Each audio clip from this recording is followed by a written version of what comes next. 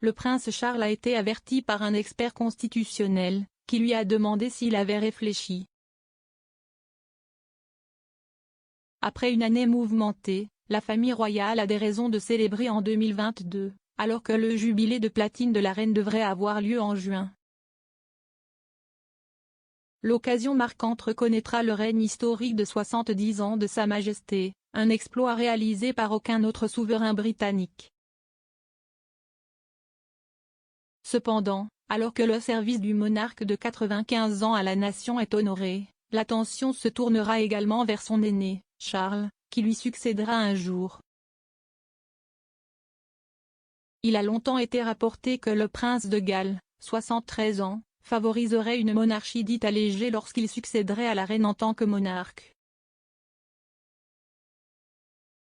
Pourtant, le futur roi a été mis en garde sur ses projets de succession par un constitutionnaliste.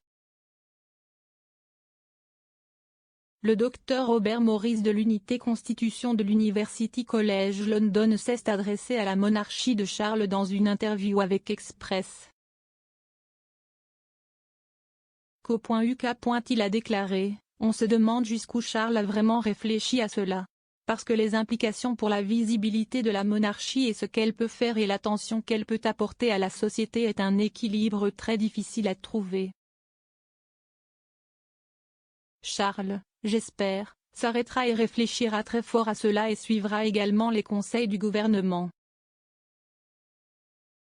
Le docteur Morris, qui a 40 ans d'expérience en tant que fonctionnaire, a comparé la monarchie britannique à ses équivalents européens.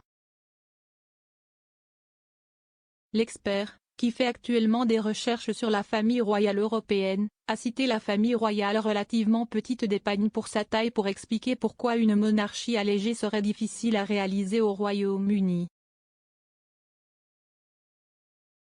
L'unité royale espagnole est principalement composée du roi Felipe V, de la reine Letizia et de leur fille aînée, la princesse Léonore.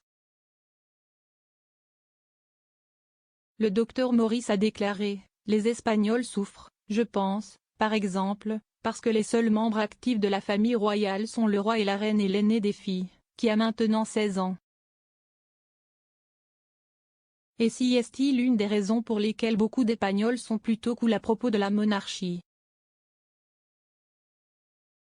En comparaison, les familles royales scandinaves peuvent fonctionner avec moins de membres, selon le docteur Morris, car leur population plus petite les rend plus gérables.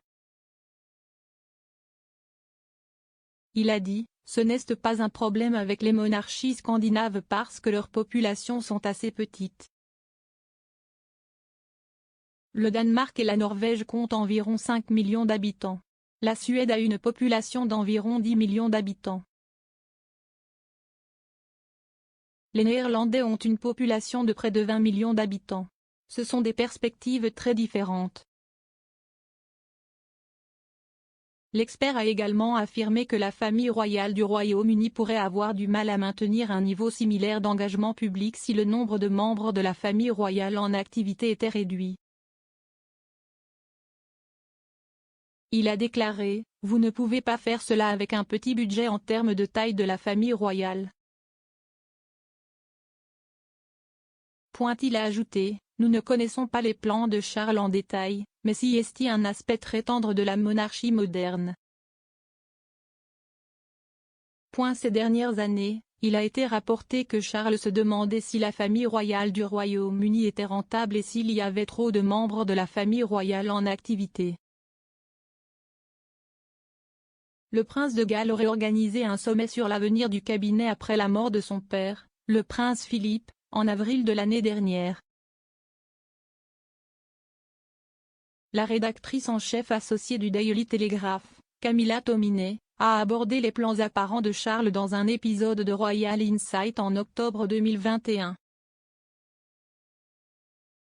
Elle a déclaré, « Il y a ce sentiment qu'il veut une monarchie allégée pour s'assurer que tout le monde fait sa part et, il n'y a, pas de soi-disant accrocheurs. »